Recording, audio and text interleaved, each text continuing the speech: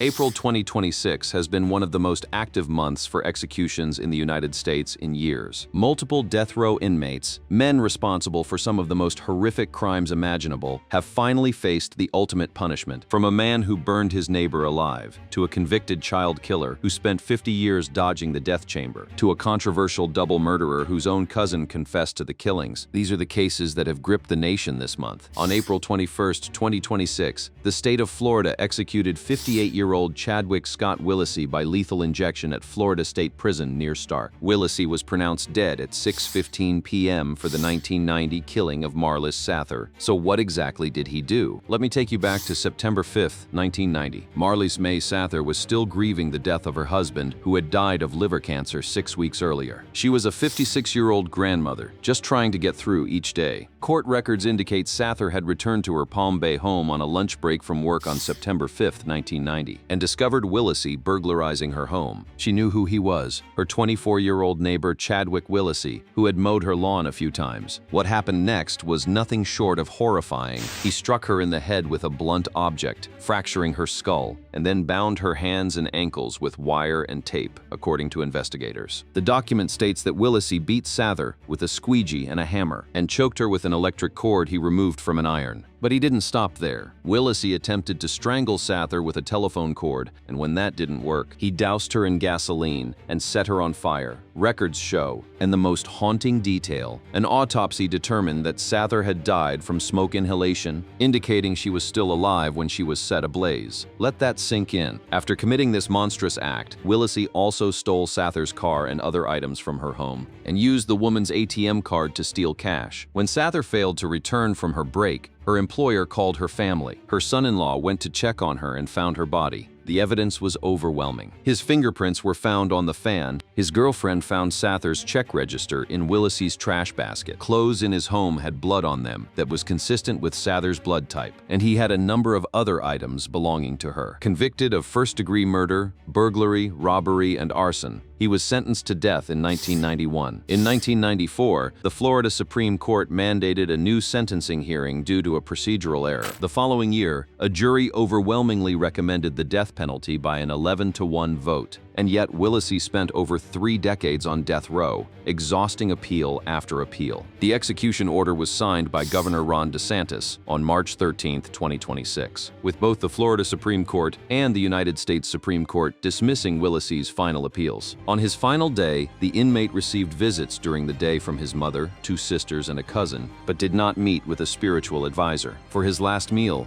Willisy selected chicken, tater tots, ice cream, and pie. When the curtain went up on the death chamber, Willisy gave a brief statement. He apologized to his own family and friends and urged his brothers on the row to stay strong. He maintained his innocence, saying that he would never kill his friend. Shortly after the lethal injection began, a warden shook Willisy and shouted his name, but there was no response. His skin began to turn gray, and a medic eventually entered the chamber to examine Willisy, declaring him dead. The victim's family had waited decades for this moment. They released a statement saying, "We have waited 36.5 years for justice for our mom." It noted the victim had lost her husband to cancer in July 1990, just weeks before she was murdered. 36 years. That's how long it took for justice to be served for Marlis May Sather. But the execution chamber at Florida State Prison is not going cold anytime soon. On March 31, 2026, Governor Ron DeSantis signed a death warrant for Hitchcock, scheduling his execution date as April 30, 2026.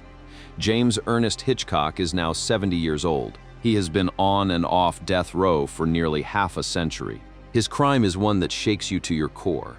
James Ernest Hitchcock is an American convicted child murderer on death row in Florida.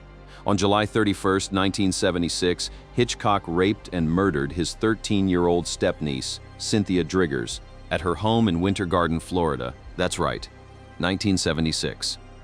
50 years ago. Here's how it unfolded. About 2 to 3 weeks before the murder, Hitchcock, who was then jobless and out on parole for a burglary conviction, moved to Orlando, where he stayed with his brother and his family.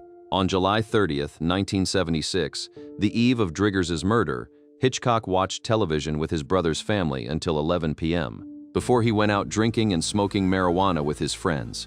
Hitchcock only returned home at about 2:30 a.m., entering the house through the dining room window. Afterwards, Hitchcock entered the room of Driggers where he raped her. After the rape, Driggers reportedly stated that she was hurt and she wanted to tell her mother about it. And that's when Hitchcock turned from rapist to murderer. Hitchcock grabbed her by the neck, brought her outside, and tried to convince her not to tell anyone.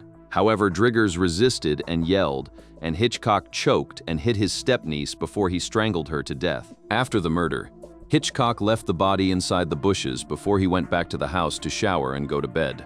Less than a year after he was arrested, James Hitchcock was put on trial and convicted of the first-degree murder of Cynthia Driggers. Now, you'd think that would be the end of it, but this case has dragged through the courts for 50 years. James Hitchcock has been sentenced and resentenced to death for the same crime 4 times. 4 times. 4 different juries and judges all came to the same conclusion. This man deserves to die. The Florida Supreme Court reaffirmed the death sentence in 1982, but the circumstances led to a 1987 ruling by the U.S. Supreme Court. That said, states couldn't limit the type of evidence a killer facing a possible death sentence can present during a sentencing hearing. His case literally changed how death penalty sentencing works in America.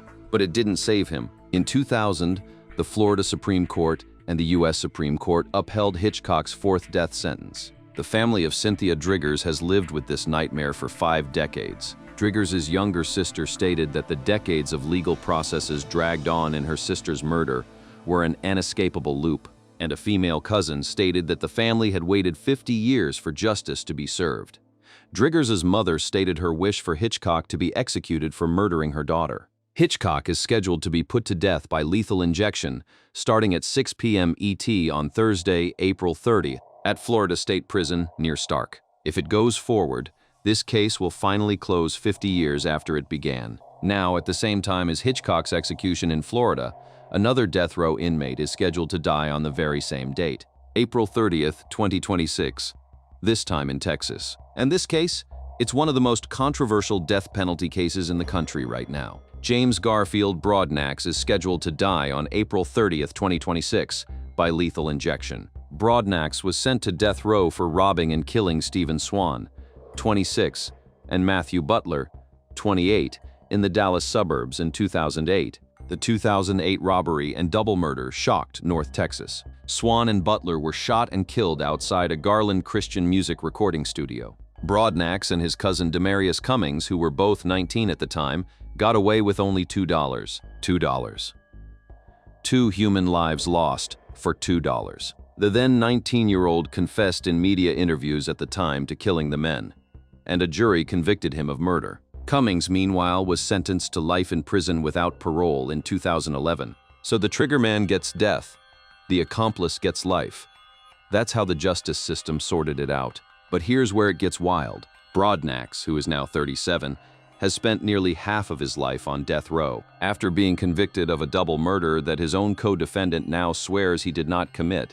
Attorneys for Broadnax filed a new appeal and a sworn affidavit from his co-defendant and cousin Demarius Cummings, in which Cummings admits that he, not Broadnax, shot the victims. In his confession, Cummings explained everything. Cummings said it had been his idea to rob Swan and Butler, and that he had obtained the pistol used in the shootings.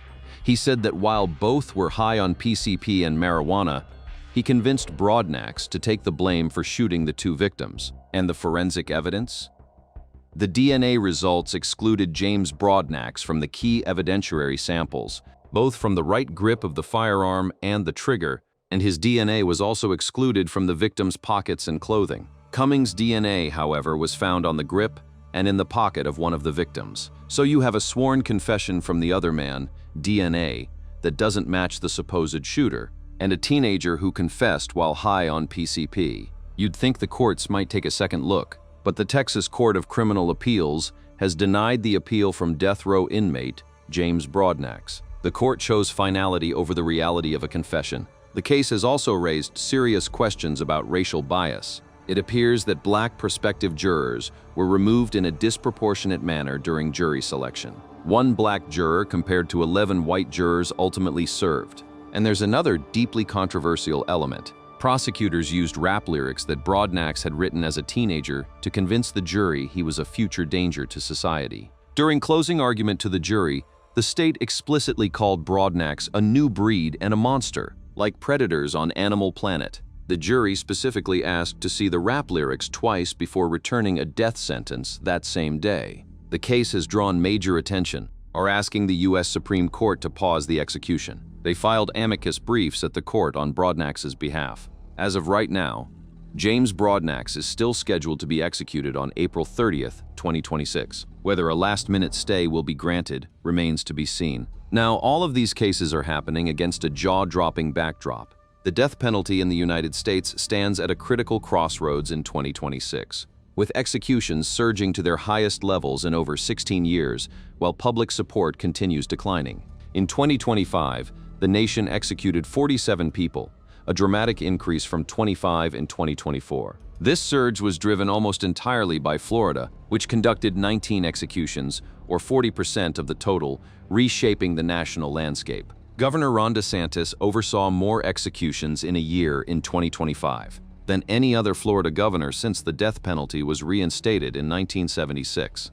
And 2026 is keeping up that pace. To date, 8 people, all male, have been executed in the United States in 2026, all by lethal injection. Florida has already accounted for 5 of those. In fact, looking at the execution calendar, as of April 21, 2026, a total of 38 people are scheduled to be executed in the United States. Meanwhile, the death row population has declined for 24 consecutive years to approximately 2,004 inmates, the lowest in over 32 years, and public support fell to a 50-year low of 52%, with opposition at its highest recorded level of 44%. So executions are going up, but public support is going down. That tension is defining the death penalty debate in America right now. Before we wrap up, let's quickly acknowledge the other inmates who were executed earlier in 2026 leading up to this month. Florida executed its first prisoner of 2026, Ronald Palmer Heath,